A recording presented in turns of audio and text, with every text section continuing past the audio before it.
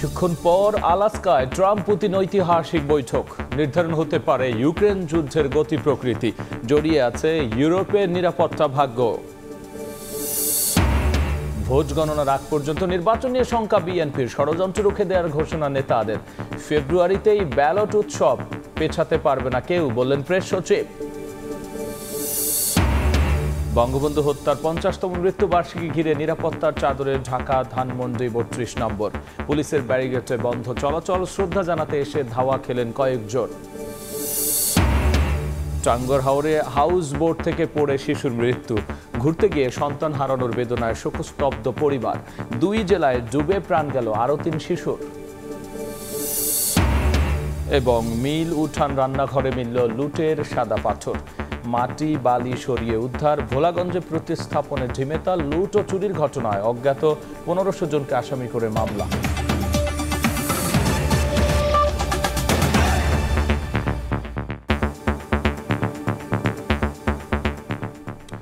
প্রবাসের সময় সঙ্গে আছি আমি গোলাম রাব্বি।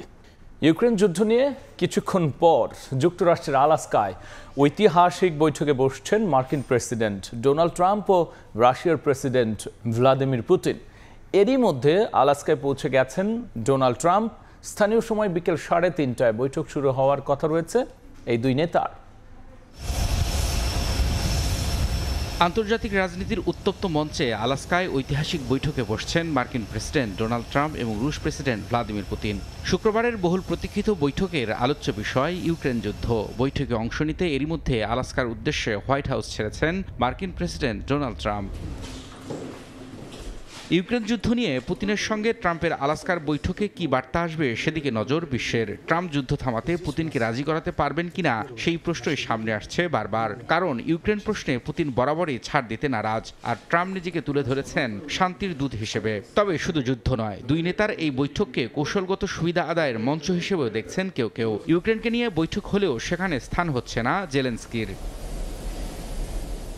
3.5 বছর ধরে চলা যুদ্ধে এখন পুতিনের লক্ষ্য ইউক্রেনের 4টি অঞ্চলে রাশিয়ার দখল ধরে রাখা।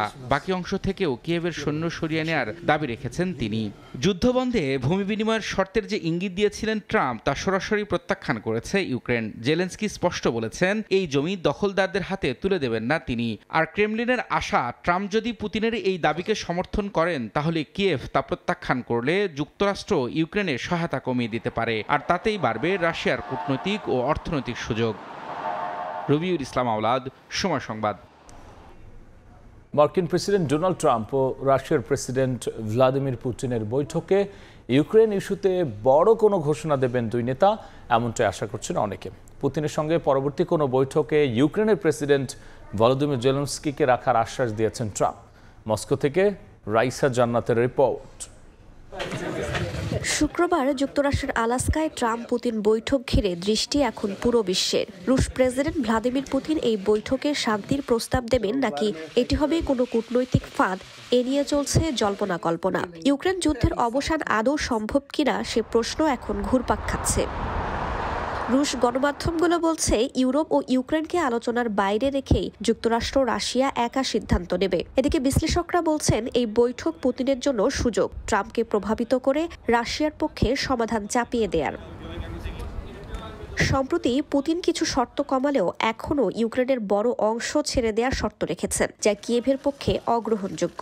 ইউক্রেনের প্রেসিডেন্ট ভলোদিমির জেলেনস্কি স্পষ্ট জানিয়েছেন সংবিধান অনুযায়ী ভূমি হস্তান্তর সম্ভব নয়, নিরাপত্তার নিশ্চয়তাও জরুরি। এতে সমর্থন দিচ্ছে ইউরোপ। সাবেক ইউক্রেনীয় প্রতিরক্ষা মন্ত্রীর তথ্যমতে পুতিন অগ্রহণযোগ্য প্রস্তাব দেবেন, যাতে ইউক্রেন প্রত্যাখ্যান করলে ট্রাম্প ক্ষুব্ধ হন ও সহায়তা বন্ধ করতে পারেন। আন্তর্জাতিক সম্প্রদায় বলছে এই বৈঠক আসলেই শান্তির পথে পদক্ষেপ হবে নাকি কৌশলী ফাঁদ, সেটি এখন দেখার অপেক্ষা। রাশিয়ার মস্কো থেকে রাইসা জান্নাত, সময় সংবাদ। ট্রাম্প পুতিনের বৈঠকে বিস্তারিত জানাতে যুক্তরাষ্ট্র থেকে সরাসরি যুক্ত হচ্ছেন সহকর্মী হাসানুজ্জামান সাকি। যাচ্ছি তার কাছে। রাজনৈতিক বিশ্বে এবং আন্তর্জাতিক বিশ্বের সবচেয়ে গুরুত্বপূর্ণ বৈঠকটি কিছুক্ষণের মধ্যে কিন্তু শুরু হতে যাচ্ছে এবং এটি মার্কিন প্রেসিডেন্ট ডোনাল্ড ট্রাম্প তার যে দ্বিতীয় মেয়াদে ক্ষমতা গ্রহণ, সেই ক্ষমতা গ্রহণের পর এটি প্রথম সাক্ষাৎ হচ্ছে। এর আগে যিনি তার প্রথম মেয়াদে যখন তিনি 2016 সালে প্রেসিডেন্ট হয়েছিলেন, তার পরবর্তী 2 বছরের মধ্যে 2018 সালে 16 জুলাই বৈঠক হয়েছিল পুতিন এবং ট্রাম্পের মধ্যে প্রথম, এবং এই দ্বিতীয় বৈঠকটি 7 বছর 1 মাস পরে অনুষ্ঠিত হতে যাচ্ছে। এবং এমন একটি সময়ে এই বৈঠকটি হতে যাচ্ছে যখন 2022 সালের 14 ফেব্রুয়ারি রাশিয়া ইউক্রেনে যে আগ্রাসন চালিয়েছিল এবং তারপরে দুই দেশের মধ্যে যে যুদ্ধ পরিস্থিতি চলেছে, সেই যুদ্ধের পরিপ্রেক্ষিতে মার্কিন যুক্তরাষ্ট্রের সঙ্গে প্রেসিডেন্টের সঙ্গে রাশিয়ার প্রেসিডেন্ট ভ্লাদিমির পুতিনের এই বৈঠক এবং দীর্ঘ প্রতীক্ষিত এই বৈঠকের দিকেই এখন শুধু যুক্তরাষ্ট্র কিংবা রাশিয়ার মানুষ কিংবা ইউক্রেনের মানুষ নয়, সারা বিশ্বের মানুষ এখন তাকিয়ে রয়েছে। কারণ এই যুদ্ধের অবসানের মধ্য দিয়ে হয়তো একটি শান্তিতে পৌঁছানো সম্ভব হতে পারে। ইতিমধ্যে মার্কিন প্রেসিডেন্ট নির্বাচনী প্রতিশ্রুতি দিয়েছিলেন, সেই প্রতিশ্রুতির পর তিনি যখন ক্ষমতা গ্রহণ করেছেন তিনি কিন্তু এটি অগ্রাধিকার একটি ইস্যু নিয়ে কাজ করছেন, যেটি হচ্ছে ইউক্রেনের সঙ্গে রাশিয়ার যুদ্ধ বন্ধ। ইতিমধ্যে হোয়াইট হাউসে ইউক্রেনের প্রেসিডেন্ট ভ্লাদিমির জেলেনস্কি তার সঙ্গে বৈঠক হয়েছে ডোনাল্ড ট্রাম্পের, যদিও সেই বৈঠকটি খুব একটি সুখকর ছিল না এবং সেই বৈঠকে খুব উত্তপ্ত বাক্য বিনিময় হয়েছিল মার্কিন প্রেসিডেন্ট ট্রাম্প এবং ভাইস প্রেসিডেন্ট জেডি ভ্যান্সের সঙ্গে ইউক্রেনের প্রেসিডেন্ট ভ্লাদিমির জেলেনস্কির, এবং সেই বৈঠকে কিন্তু কোনো ফল পাওয়া যায়নি। যদিও দুই দেশ এবং এই যুদ্ধবিরতিতে একটি আনুষ্ঠানিক সম্মতি না জানালেও তারা কিন্তু একটি সেই বলেছিলেন যে যদি রাশিয়া থেকে ইউক্রেন থেকে রাশিয়া সৈন্য প্রত্যাহার করে নেওয়া হয় এবং ইউক্রেনের যে শর্তগুলো রয়েছে সেই শর্তগুলো যদি পূরণ করা হয় তাহলে যুদ্ধবিরতি সম্ভব। অন্যদিকে ট্রাম্প কিন্তু বারবারই রাশিয়ার উপরে চাপ প্রয়োগ করে আসছেন, চাপ প্রয়োগ করছেন এবং বলছেন যে এই যুদ্ধ বন্ধে রাশিয়াকে ভূমিকা নিতে হবে। কিন্তু এই যুদ্ধ যদি বন্ধ না হয়, ইতিমধ্যে ট্রাম্প কিন্তু হুঁশিয়ারি উচ্চারণ করেছেন যে রাশিয়ার সঙ্গে যুক্তরাষ্ট্রের অনেক অমীমাংসিত বিষয় রয়েছে, দ্বিপাক্ষিক অনেক বিষয় রয়েছে এবং দুই দেশের সঙ্গে সম্পর্কটি কিন্তু খুব একটা উষ্ণ নয়, খুবই শীতল, এবং সেই বরফ হয়তো গলতে পারে এই যুদ্ধ বন্ধ কিংবা যুদ্ধবিরতির মধ্য দিয়ে। যদি এই বৈঠকটি ফলপ্রসূ না হয় তাহলে রাশিয়ার বিরুদ্ধে যুক্তরাষ্ট্রের কিন্তু আরো বড় বড় নিষেধাজ্ঞা আসতে পারে। এটি কিন্তু ডোনাল্ড ট্রাম্প তিনি ইতিমধ্যে সেই হুঁশিয়ারি উচ্চারণ করেছেন। তবে বৈঠকটি ফলপ্রসূ হবে বলেই সবাই আশা করছেন, যদিও ডোনাল্ড ট্রাম্পের মধ্যে নিজের মধ্যে কিন্তু একটি আশঙ্কা রয়েছে এবং সন্দেহ রয়েছে। তিনি এই বৈঠকে যোগদান করার আগে তিনি বলেছেন যে তিনি হয়তো এই বৈঠক যদি ফলপ্রসূ না হয় তাহলে তিনি খুবই অখুশি হবেন, সেটি বলেছেন। তবে রাশিয়ার প্রেসিডেন্ট ভ্লাদিমির পুতিনের দিক থেকে কিন্তু আন্তরিক বার্তা পাওয়া গেছে। তিনি রাশিয়া থেকে যখন যুক্তরাষ্ট্রের আলাস্কার দিকে রওনা হন তখন রাশিয়ায় যে 1942 থেকে 1945 সালের যে দ্বিতীয় বিশ্বযুদ্ধের সময় দুই দেশের মধ্যে যে সহযোগিতা স্মৃতিসৌধ ছিল, সেই স্মৃতিসৌধে কিন্তু তিনি ফুল দিয়ে পুষ্পস্তবক অর্পণ করেছেন। এর মধ্যে দিয়ে একটি বার্তা দিয়েছেন যে রাশিয়া যুক্তরাষ্ট্রের সঙ্গে একটি ভালো সম্পর্ক চায়। অন্যদিকে আলাস্কা অর্থাৎ যুক্তরাষ্ট্রের অংশেও কিন্তু ঠিক একই ধরনের একটি দুই দেশের সহযোগিতার একটি স্মৃতিসৌধ রয়েছে, যেখানে দুই দেশের পতাকা একসময় উঠত, কিন্তু সেটি 2022 সালের পরে সেখানে রাশিয়ার পতাকা আর উঠছে না আলাস্কায়, স্মৃতিসৌধে শুধুমাত্র যুক্তরাষ্ট্রের পতাকা উঠছে। রাশিয়া চাচ্ছে যে আলাস্কাতেও যেন রাশিয়া এবং যুক্তরাষ্ট্রের যেন পতাকাটি উড়ে এবং যুক্তরাষ্ট্র যেন রাশিয়ার বিভিন্ন কর্মকাণ্ডে একটি স্বীকৃতি দেয়, এটি রাশিয়া চাচ্ছে। এবং এই আন্তরিক একটি বৈঠক কিছুক্ষণের মধ্যেই হবে আমরা আশা করছি। ইতিমধ্যে আপনি জেনে গেছেন যে আলাস্কার মাটিতে ডোনাল্ড ট্রাম্পের যে এয়ারফোর্স 1 বিমান, সেই বিমানটি কিন্তু পৌঁছেছে এবং তিনি কিন্তু বিমান থেকে নেমে এসেছেন। ভ্লাদিমির পুতিন তিনিও আজকে এসে পৌঁছেছেন, তিনিও এসে নেমেছেন এবং দুই প্রেসিডেন্ট অর্থাৎ মার্কিন প্রেসিডেন্ট ডোনাল্ড ট্রাম্প এবং রাশিয়ার প্রেসিডেন্ট ভ্লাদিমির পুতিন তারা কিন্তু সেই বৈঠকের উদ্দেশ্যে কিছুক্ষণের মধ্যেই রওনা দিচ্ছেন এবং আমরা আশা করছি যে আগামী আর 8 ঘন্টার মধ্যে অর্থাৎ যুক্তরাষ্ট্রের আলাস্কা অঙ্গরাজ্যের অ্যানকরেজ শহরে যেখানে বৈঠকটি হচ্ছে স্থানীয় সময় সেখানে 11:30 থেকে 11:45টার মধ্যে এই দীর্ঘ প্রতীক্ষিত এবং বহুল আলোচিত বৈঠকটি অনুষ্ঠিত হবে। আপনাকে জানিয়ে রাখি, রাশিয়া এবং ইউক্রেনের যে যুদ্ধ শুরু হয়েছিল 2022 সালের ফেব্রুয়ারি 14 তারিখে, তারপরে কিন্তু 5 লাখ সৈন্য দুদেশের হতাহত হয়েছে। এর মধ্যে রাশিয়ার সৈন্য মারা গেছে 1,20,000 এবং আহত হয়েছে 1,70,000 থেকে 1,80,000 সৈন্য। অন্যদিকে ইউক্রেনের সৈন্য মারা গেছে 70,000 থেকে 1 লাখ এবং আহত হয়েছে 1 লাখ থেকে 1,20,000-30,000 সৈন্য। অর্থাৎ এই যে 5 লাখ সৈন্য এবং সাধারণ মানুষ দুই দেশে মারা গেছে, এটি কিন্তু গত 3 বছর 3.5 বছরের মধ্যে যে এই হতাহত, এটি কিন্তু একটি খুবই নজিরবিহীন ঘটনা। এবং এই ঘটনার মধ্য দিয়ে আজকে যে ডোনাল্ড ট্রাম্প এবং পুতিনের বৈঠক, এই বৈঠকটি যদি ফলপ্রসূ হয় এবং দুই দেশের মধ্যে যদি ইউক্রেন এবং রাশিয়ার মধ্যে যদি সেই যুদ্ধবিরতিটি কার্যকর হয়, তাহলে আশা করা যাচ্ছে সারা পৃথিবী যে অনিশ্চিত ভবিষ্যতের দিকে যাচ্ছে, যে অশান্তির দিকে যাচ্ছে, সেই অশান্তির একটি স্থায়ী নিরসন হবে, যেটি মার্কিন প্রেসিডেন্ট ডোনাল্ড ট্রাম্প তিনি কিন্তু ক্ষমতা গ্রহণের পর থেকেই সরকারিভাবে এবং রাষ্ট্রীয়ভাবে সেটি চাচ্ছেন। ইতিমধ্যে তার যে শান্তি প্রতিষ্ঠা, সেই শান্তি প্রতিষ্ঠার এই মুহূর্তে কিন্তু আমরা দেখতে পাচ্ছি সেই নজিরবিহীন এবং বহুল প্রতীক্ষিত সেই ঘটনা। দুজন কিন্তু কথা বলছেন, অর্থাৎ মার্কিন প্রেসিডেন্ট ডোনাল্ড ট্রাম্প এবং ভ্লাদিমির পুতিন, তারা হাত মিলিয়েছেন, করমর্দন করেছেন, শুভেচ্ছা বিনিময় করেছেন, কথা বলেছেন এবং একসঙ্গে হাঁটতে শুরু করেছেন। তারা কিছুক্ষণের মধ্যেই তারা দুটি গাড়িতে করে আলাদাভাবে হয়তো কিংবা একই গাড়িতেও হতে পারে, আমরা ঠিক জানি না। আমরা হয়তো আরো বিস্তারিত তথ্য এবং ছবি আমরা কিছুক্ষণের মধ্যেই দেখাতে পারবো। তবে দুজনেই আনুষ্ঠানিকভাবে সাক্ষাৎ করেছেন, শুভেচ্ছা বিনিময় করেছেন, কথা বলেছেন এবং তারা লাল গালিচায় একসঙ্গে দুই নেতা, যে বিশ্বের দুই পরাশক্তি যুক্তরাষ্ট্র এবং রাশিয়া, সেই পরাশক্তির যে দুই রাষ্ট্রপ্রধান প্রেসিডেন্ট, তারা কিন্তু একসঙ্গে হাঁটতে শুরু করেছেন লাল গালিচায় এবং তারা কিছুক্ষণের মধ্যেই গাড়িতে উঠবেন এবং যে সামিটটি হচ্ছে সম্মেলন স্থলটি, সেই সম্মেলন স্থলের উদ্দেশ্যে এই দুই পরাশক্তির দুই নেতা তারা যাবেন। এবং ইতিমধ্যে তারা আলাস্কার মঞ্চে দাঁড়িয়েছেন, দুই নেতা তারা কিন্তু আলাস্কার মঞ্চে দাঁড়িয়েছেন। এখন সারা বিশ্ব এই দৃশ্যটি দেখার জন্য অনেক দিন ধরে অপেক্ষা করছে, বিশেষ করে রাশিয়া এবং ইউক্রেনের সাধারণ মানুষ। তারা যে লক্ষ লক্ষ সৈন্য এবং সাধারণ মানুষ যে মারা যাচ্ছে এবং এই যুদ্ধের কারণে যে বৈশ্বিক একটি অর্থনীতিতে বিপর্যয় নেমে এসেছে, সারা বিশ্বের যে রাজনৈতিক এবং সামাজিক এবং পরিবেশগত যে অনিশ্চয়তা এবং অশান্তি দেখা দিচ্ছে, সেই অশান্তির যে ছড়িয়ে পড়েছে, সেই অশান্তি মিটে যাবে এবং শান্তি প্রতিষ্ঠিত হবে। এই যে দুই নেতা এখন কথা বলছেন, সেই কথা বলার মধ্য দিয়ে তারা আসলেই একটি শান্তিপূর্ণ যে সমাধানে পৌঁছতে পারেন কিনা, সেটি কিন্তু আমরা যে বৈঠকটি কিছুক্ষণের মধ্যে হবে যুক্তরাষ্ট্রের আলাস্কা অঙ্গরাজ্যের অ্যানকরেজ শহরে, সেটি কিন্তু সেখানে কিন্তু আমরা জানতে পারবো। আমরা এখন পর্যন্ত যেটি জেনেছি যে এই দুই নেতার বৈঠকটি সাধারণত দুই দেশের রাষ্ট্রপ্রধান এবং সরকার প্রধানের বৈঠকটি 8 ঘন্টা কিংবা 1 ঘন্টার বৈঠক হয়, কিন্তু এই বৈঠকটি 6 থেকে 7 ঘন্টা ধরে চলতে পারে।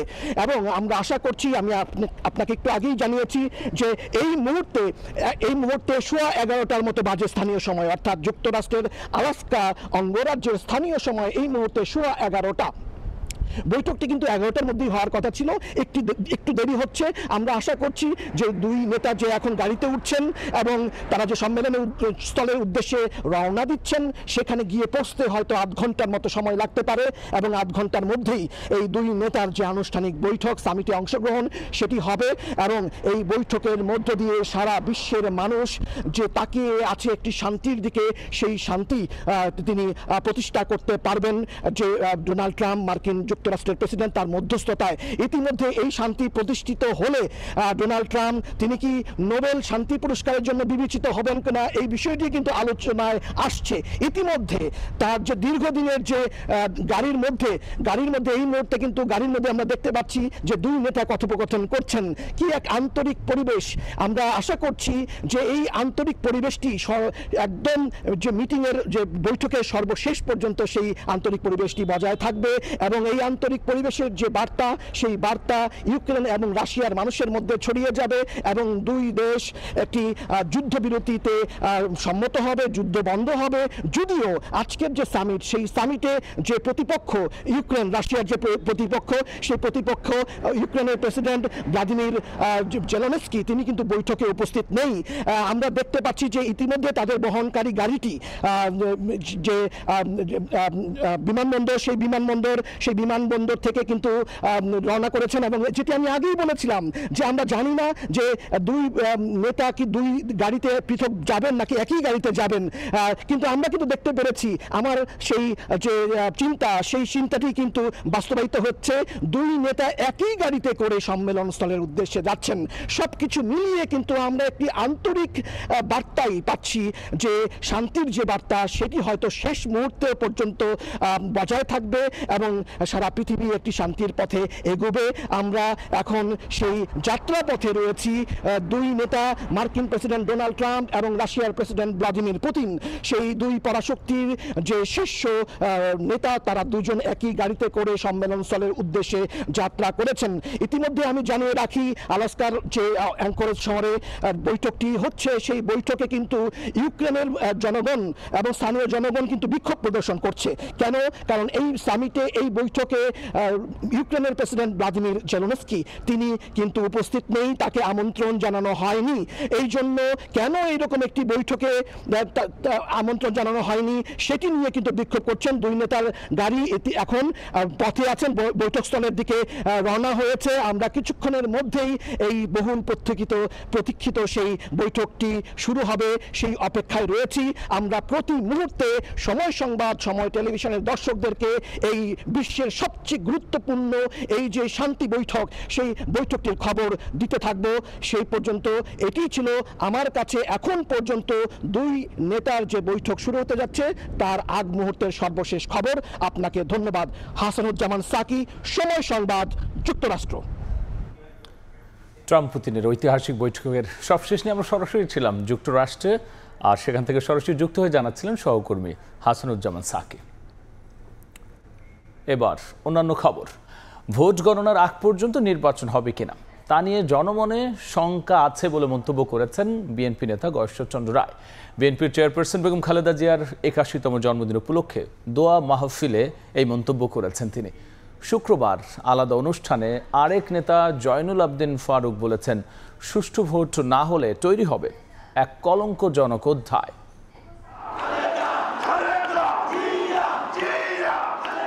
বাংলাদেশের রাজনীতির ইতিহাসে এক উজ্জ্বল নাম বেগম খালেদা জিয়া, যিনি শুধু একজন সাবেক প্রধানমন্ত্রী নন, গণতন্ত্র পুনরুদ্ধারের আন্দোলন, রাজনৈতিক সংগ্রাম ও আপসীর নেতৃত্ব তাকে নিয়ে গেছে অনন্য উচ্চতায়। 4 দশকেরও বেশি সময় ধরে বাংলাদেশ জাতীয়তাবাদী দল বিএনপির হাল ধরে আছেন বেগম জিয়া। গৃহবধূ থেকে রাজনীতির মাঠ, দলকে আগলে রেখে অল্প সময়ে প্রমাণ দিয়েছেন তার দৃঢ়তার। 15 আগস্ট বিএনপি নেত্রীর 81তম জন্মদিন। দিনটি উপলক্ষে সারা দেশে দোয়া মাহফিল করেছে বিএনপি। কেন্দ্রীয় কর্মসূচির অংশ হিসেবে শুক্রবার নয়াপল্টনে দোয়া মাহফিলের আয়োজন করে নেতাকর্মীরা। অনুষ্ঠানে বিএনপি নেতারা বলেন, বেগম জিয়ার জনপ্রিয়তার কারণে তাকে মৃত্যুর মুখে ঠেলে দিয়েছিল আওয়ামী লীগ সরকার। কারাগারে নির্যাতনের সঙ্গে জড়িতদের বিচারেরও দাবি করা হয়। কারাগারে রাখা হয়েছিল, ভুল চিকিৎসা দিয়ে তাকে মৃত্যুর মুখে ঠেলে দেওয়া হয়েছিল এবং সুচিকিৎসার জন্য বাইরে এটা না দিয়ে তার মৃত্যু নিশ্চিত করার চেষ্টা করা হয়েছিল। বেগম জিয়া জীবনে ওনার উপরে কষ্টগুলি প্রেরণ হয়েছে, অত্যাচার হয়েছে, কারাগারে শুনতে দাঁড়িয়ে তাদের সকলের একটা বিচার করা উচিত বলে আমি বিশ্বাস করি। গয়েশ্বরচন্দ্র রায় বলেন, নির্বাচন নিয়ে ষড়যন্ত্র হচ্ছে, তাই ভোট গণনার আগ পর্যন্ত নির্বাচন হবে কিনা তা নিয়ে জনমনে শঙ্কা তৈরি হয়েছে। প্রেস ক্লাবে এক অনুষ্ঠানে জয়নুল আবদিন ফারুক বলেন, সুষ্ঠু নির্বাচন করতে না পারলে ইতিহাসের কলঙ্কে নাম লেখা থাকবে ডক্টর ইউনূসের।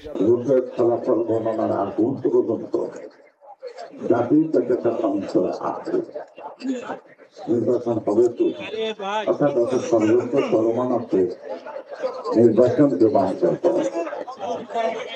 এই কারণেই আমাদের কিছু সতর্ক, সংযমী এবং ধৈর্য ধারণ করার প্রয়োজন আছে। যে শাহাবুদ্দিন রশিদানে একজন পুলিশ দিয়ে নির্বাচন করতে পেরেছে, সেই মতো একটি নির্বাচন করে ডক্টর ইউনূস আপনি ইতিহাসের পাতায় লেখা থাকবেন। যদি তাই না করতে পারেন, ইতিহাসে কলঙ্কে আপনার নাম লেখা হয়ে যাবে। এদিন বিকেলে গুলশান কার্যালয়ে বেগম জিয়ার জন্মদিন উপলক্ষে দোয়া মাহফিল অনুষ্ঠিত হয়। এতে লন্ডন থেকে ভার্চুয়ালি যুক্ত হন বিএনপির ভারপ্রাপ্ত চেয়ারম্যান তারেক রহমান। আফজাল হোসেন, সময় সংবাদ, ঢাকা। ফেব্রুয়ারিতেই হবে ত্রয়োদশ জাতীয় সংসদ নির্বাচন, পেছাতে পারবে না কোনো শক্তি। শুক্রবার দুপুরে মাগুরায় জুলাই গণঅভ্যুত্থানের 2 শহীদের কবর জিয়ারত শেষে একথা জানিয়েছেন প্রধান উপদেষ্টার প্রেস সচিব শফিকুল আলম। ফেব্রুয়ারিতে নির্বাচন হবে, এখানে কোনো শক্তি নাই এটাকে এই নির্বাচনকে ডিলে করবে। এটা আমাদের চিফ অ্যাডভাইজার বলেছেন, এবং আমাদের চিফ অ্যাডভাইজার বলার পরেই আপনারা দেখেছেন ইলেকশন কমিশনও বলেছেন। এটা আমাদের পুরো জাতি এটার জন্য প্রস্তুতি নিচ্ছে। আমাদের সরকারের যতগুলো অর্গান আছে ইলেকশনকে প্রিপারেশনে যারা কাজ করে, সবাই এটা নিয়ে এখন সবার পুরোদমে কাজ করছেন। নির্বাচন সুষ্ঠু করতে আইন শৃঙ্খলা বাহিনী প্রস্তুতি নিচ্ছে বলে জানিয়েছেন ধর্ম উপদেষ্টা ডক্টর আফম খালিদ হোসেন। শুক্রবার দুপুরে সুনামগঞ্জের তাহিরপুরে মন্দির কমপ্লেক্সের নির্মাণ কাজ পরিদর্শন শেষে তিনি একথা জানান। আগামী ফেব্রুয়ারি মাসে এটি সুষ্ঠু, অবাধ, নিরপেক্ষ নির্বাচন একেবারে উৎসাহ উদ্দীপনার মধ্য দিয়ে অনুষ্ঠিত হবে, এই প্রস্তুতি সরকারের আছে। এবং আইন শৃঙ্খলা রক্ষাকারী বাহিনীও সাথে থাকবে, স্ট্রাইকিং ফোর্স থাকবে, এবং আমাদের সরকারি কর্মকর্তারাও থাকবেন। এটি নির্বাচন হবে, সাম্প্রতিক দাঙ্গা হবে কেন? এটা তো এরকম কোনো পরিস্থিতি তো এই মুহূর্তে আমাদের দেশে নাই।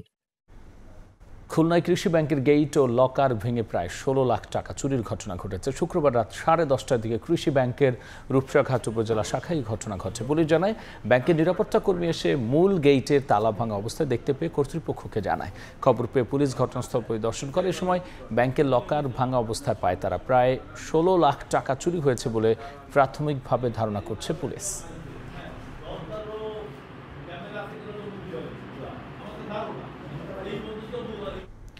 মিল, উঠান, রান্নাঘর থেকে মাটি খুঁড়ে ভোলাগঞ্জের সাদা পাথর উদ্ধার করেছে প্রশাসন।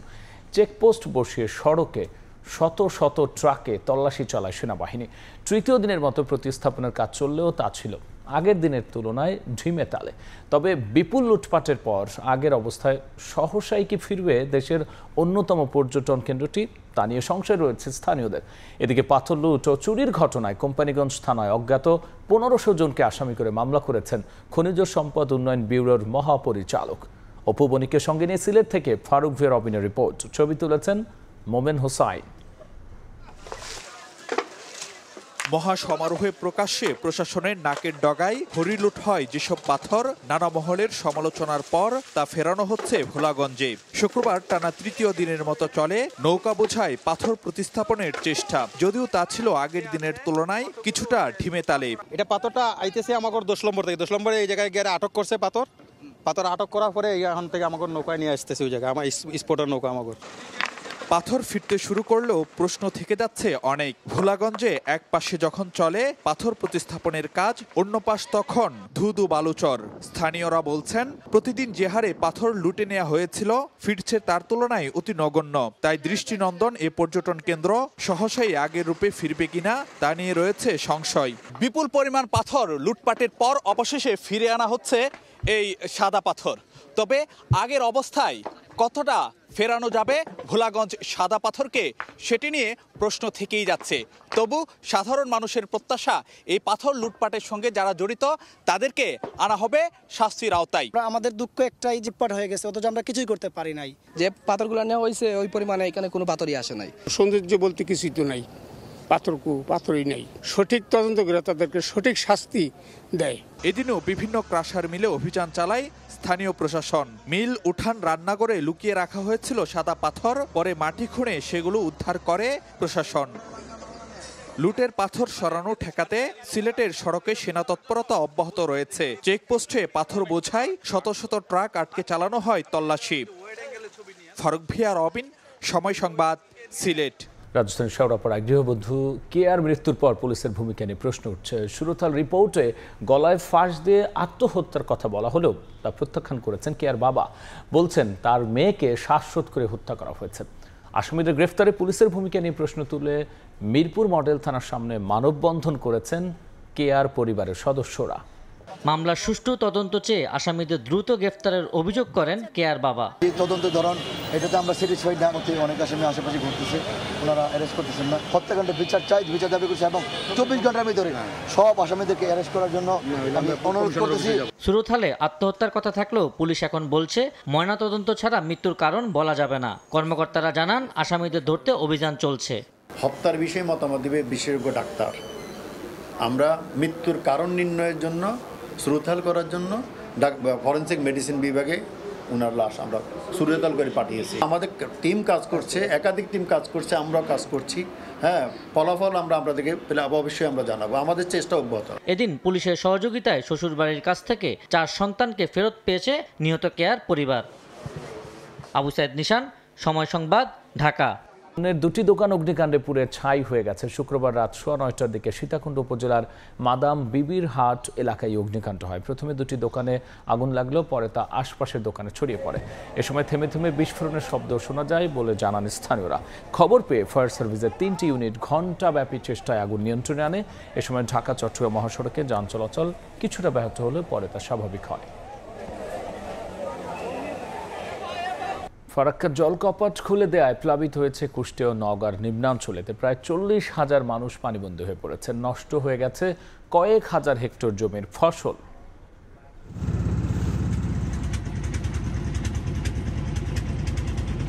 বাড়ির চারদিকে অথই জল, কোমর থেকে গলা সমান পানি মারিয়ে জরুরি কাজে বের হতে হয় বাসিন্দাদের। জলকপাট খুলে দেয় ফারাক্কার পানির চাপে প্লাবিত কুষ্টিয়ার নিম্নাঞ্চল। এতে দৌলতপুরের 4টি ইউনিয়নের প্রায় 40,000 মানুষ পানিবন্দী। তলিয়ে সড়ক সহ বসতবাড়ি বন্ধ ঘোষণা করা হয়েছে 16টি বিদ্যালয়। রানতে পারছি নি, খড়ি নাই, চাল নাই। আমি ক্লাস 7-এ পড়ি, বন্যা লাগিয়ে স্কুলে যেতে পারছি না। গরু বাছুর পশু নিয়ে খুব কষ্টতে আছে আমরা। আমাদের মেডিকেলে যাওয়ার সমস্যা হচ্ছে, পারাপার হওয়ার সমস্যা, বাজার ঘাটে যাওয়ার অনেকেরই সমস্যা হচ্ছে। এর মধ্যে জিআর চাল বরাদ্দ করেছি, পাশাপাশি আমাদের কিছু শুকনা খাবার ছিল, সেই শুকনা খাবারগুলো উপজেলা নির্বাহী অফিসার বরাবর আমরা প্রেরণ করেছি। একই অবস্থা নওগাঁর। পানিতে তলিয়ে কয়েক হাজার হেক্টর ফসলি জমি, পচে গেছে ধান গাছ। ধার দেনা করে চাষাবাদ করার পরে ফসলের ক্ষতিতে লোকসানে কৃষক। মাঠগুলো প্লাবিত হয়ে গেছে, পানি অনেক বাড়তি, আমাদের অনেক ফসলের মাঠ ডুবে গেছে। 6 বিঘা লাগাইছিলাম, 3 বিঘা ডুবে গেছে, আর 3 বিঘা ভাসি চললেও পুরো তল যায়। এনজিও টাকা উঠে প্রায় 60-70 হাজার টাকা খরচা করছি।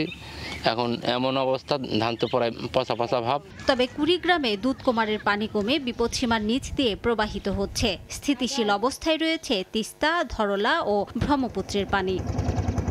রিমু সিদ্দিক, সময় সংবাদ।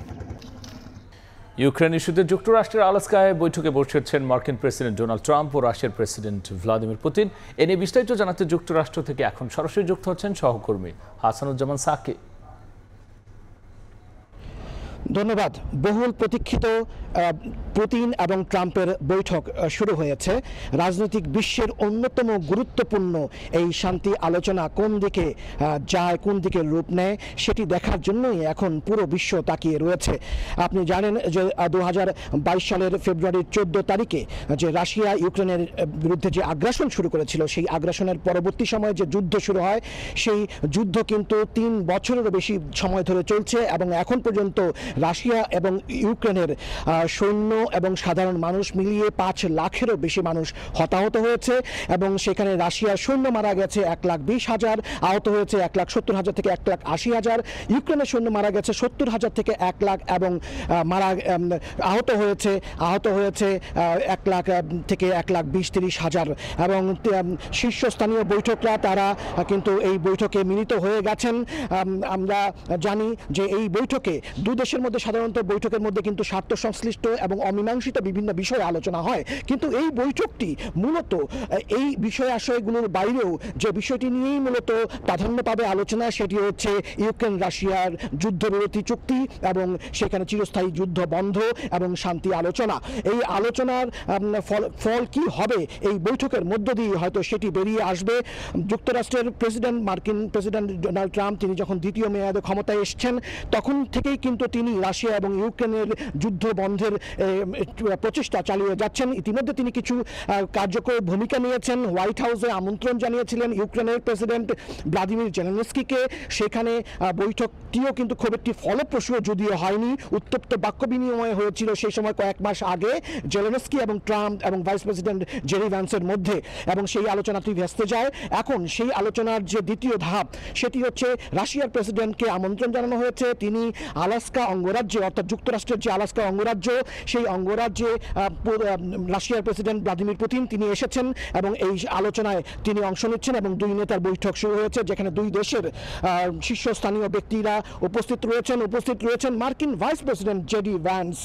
আমরা এখন আশা করছি যে এই বৈঠকটি হয়তো চলবে, যেটি জানা যাচ্ছে যে 6 থেকে 7 ঘন্টা ব্যাপী এই বৈঠকটি চলবে এবং এই বৈঠকের পরেই কিন্তু একটি আনুষ্ঠানিক এই বৈঠকের ফল জানতে পারবো। কিন্তু এর আগেই আমরা আশা করছি যে বৈঠকের যে বিরতি, সেই বিরতির মধ্যেই হয়তো দুই দেশের মুখপাত্ররা তারা এই বৈঠক সম্পর্কে একটি ধারণা দেবেন এবং এই বৈঠকের যে গতি প্রকৃতি, সেই গতি প্রকৃতি সম্পর্কে একটি ধারণা হয়তো আমরা কিছুক্ষণের মধ্যেই সময় সংবাদ, সময় টেলিভিশনের দর্শকদেরকে আমরা জানাতে পারবো। এই বৈঠক এখন চলছে এবং এই বৈঠকটি পুতিনের সঙ্গে ডোনাল্ড ট্রাম্পের দ্বিতীয়বারের বৈঠক।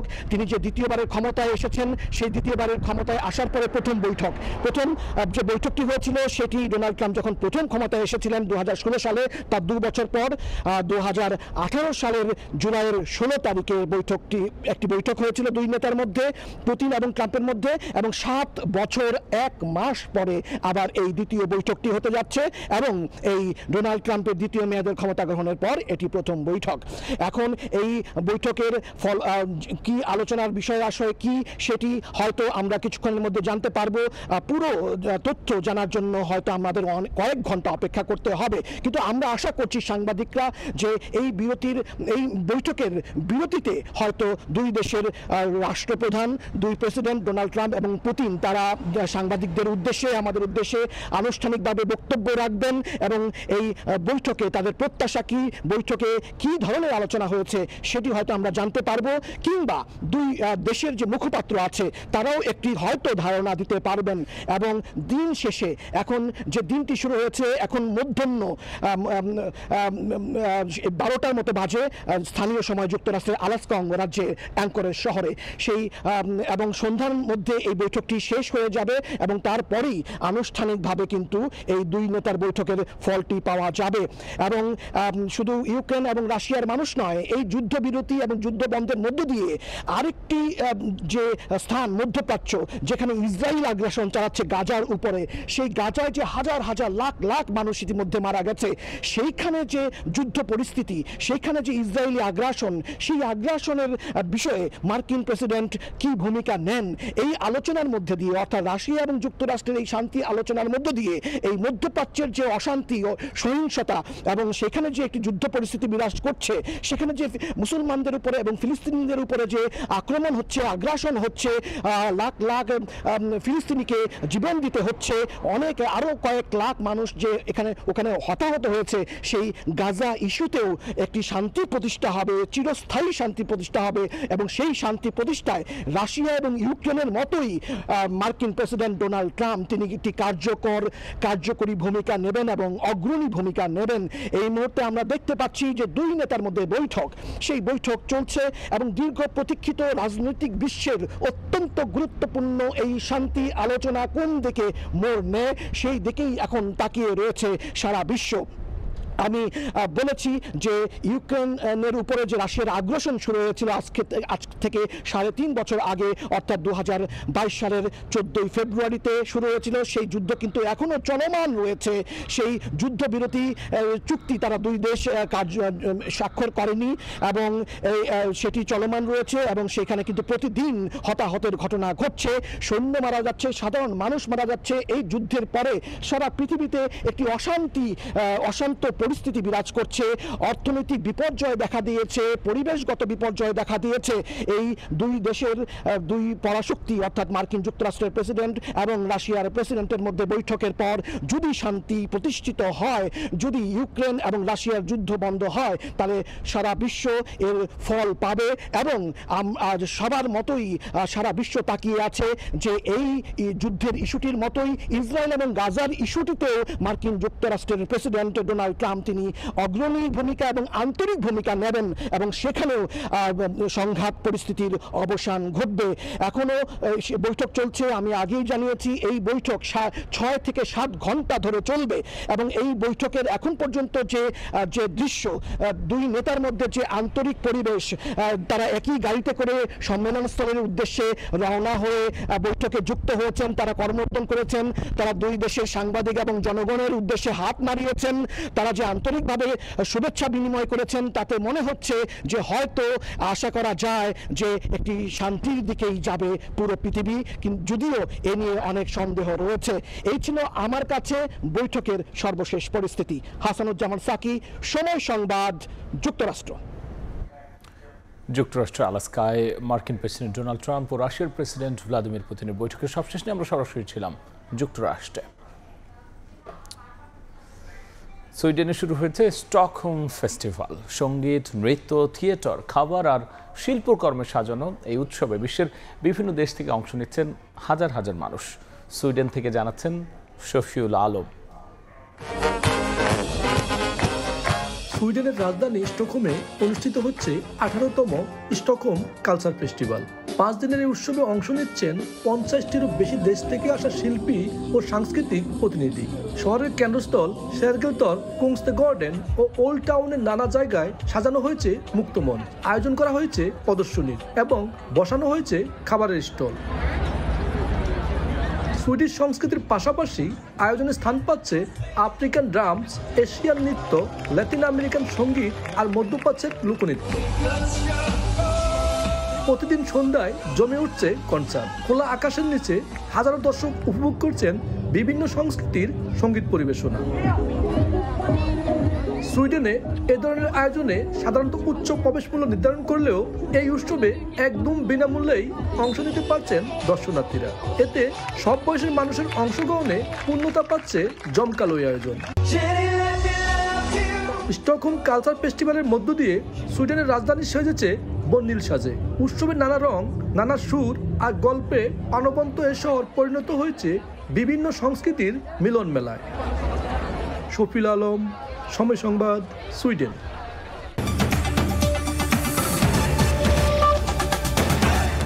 এই ছিল প্রবাসের সময়। সঙ্গেই থাকুন সময়।